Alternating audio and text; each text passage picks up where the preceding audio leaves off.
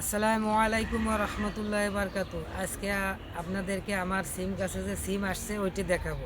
খুব সুন্দর সিম আসছে, ঠিক আছে? না দেখলেই বুঝবেন না।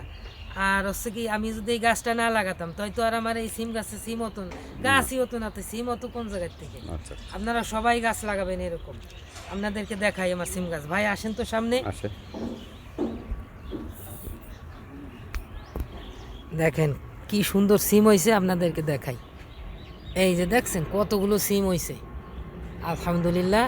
আপনারা এরকম সিম গাছ লাগাবেন, খালি সিম গাছ না, প্রত্যেক সবজি এরকম লাগাবেন আর খাবেন। আমার কিন্তু সবজি খেতে আল্লাহর মতে অভাব নাই, সবজি অনেক সবজি আমি লাগাইছি, ঠিক আছে?